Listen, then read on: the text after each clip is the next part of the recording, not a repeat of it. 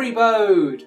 It's been a crazy few days making the first costume of the year. I started it on the 21st of January and finished on the 2nd of February.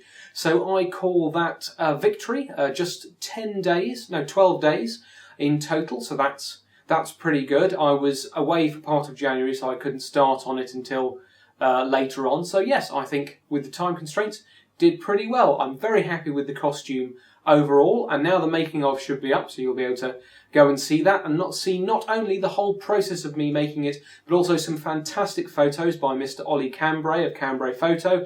You can find his Facebook page here if you would like some cool photos of you wearing an awesome costume. Very reasonable rates for people who want to get photoed in cosplay, so yeah, do check him out. Highly recommended.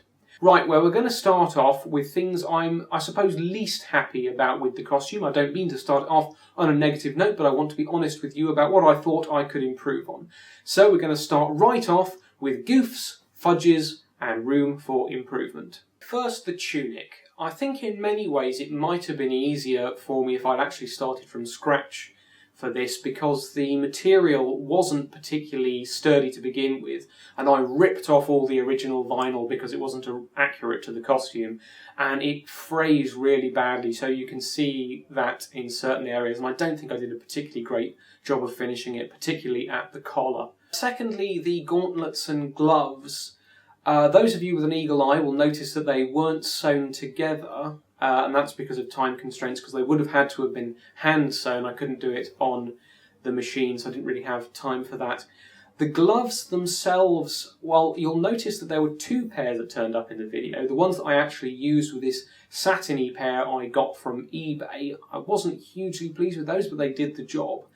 The others were a pair of gloves I picked up from a charity shop and spray painted silver. That effect really didn't work for me. I wasn't pleased with that, so I went on with the satiny ones, but they behave very, very badly with Velcro. You notice that this costume is absolutely covered in Velcro, and when you put them near it, when they get attached to the Velcro, they sort of rip and tear, and all these sort of fibres emerge, and it really roughens up the surface.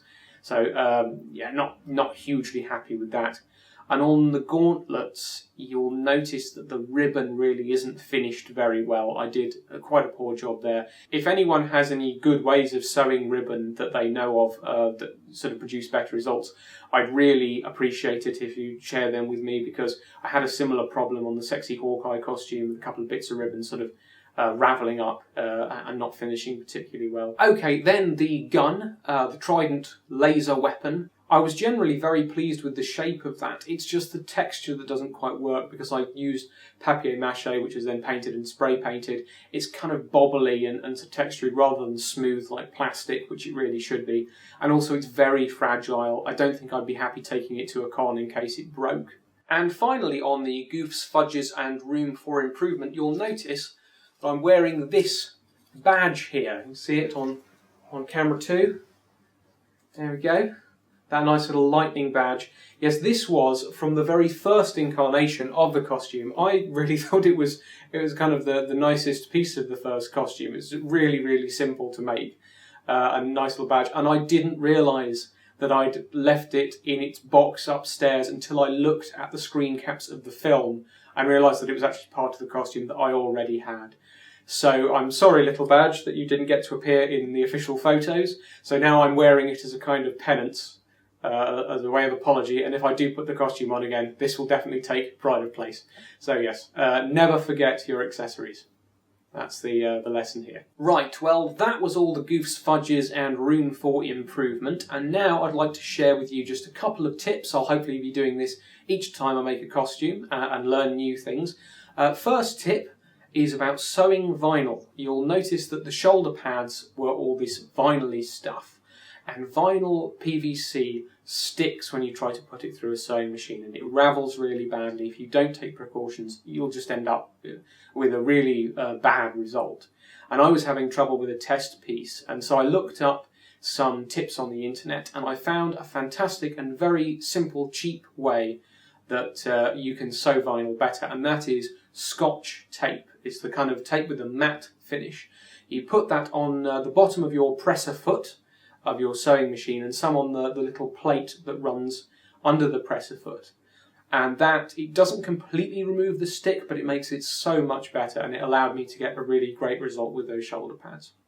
The second tip is about makeup, and it's because I wanted the kind of hollow-cheeked look that Richard O'Brien has actually earlier in the film. Of course, he's quite thin in the face anyway, but he has this sort of ghoulish, sunken-cheeked look. And so I looked up some tips for that. And the way that seems most common for people to use is, again, a nice simple technique. You suck in your cheeks, like that, and you trace the naturally occurring hollow, and then you fill out the bits of your cheek that are naturally hollow with something dark like face paint, or I used dark eyeshadow. That's very useful, and you kind of mark it out with something like eyeliner pencil. I think I actually overdid the makeup for the photos. It was a bit stagey, and I did a better job in my sort of makeup test. But yes, if you're looking for that, it's still a good tip, and if you want to use it for Halloween, it's really a good way of getting that sunken cheeked look. Okay, well that's more or less it. Overall, I'm very pleased with my first costume of the year. There were a couple of disappointments. One was that I really wanted to get into the local theatre to do some posing and to take the photos there. The theatre actually said that it was great for us to come along, but it would have to be in a couple of weeks, and I couldn't really wait that long. So it may happen in the future. I may add it as a little bonus video. That could be quite fun, but it's not part of this official run. And yeah, I think overall I give this costume a 6 out of 10. I consider that pretty good. I think it was sort of let down a bit by things like accuracy and craft. But yes, generally very happy and looking forward very much to getting on with the next one. Thanks to my other half, Britta, for letting me turn the downstairs into a little sweatshop. That will be happening most of the year now. So thank you in anticipation for putting up with me, my love. Thanks to Pace, where I'm filming now and where we did the photos, letting us use the space. Thanks to Furthest from the Sea, who got our connection with Pace. Thanks to Ollie again for the fantastic photos. Thanks to Neil for letting me borrow equipment. And thanks really to anybody who's paid any attention, who's reblogged my stuff or liked it on DeviantArt, who has just shown any interest whatsoever. I really hope you'll stick around for the next costume. Okay then, bye!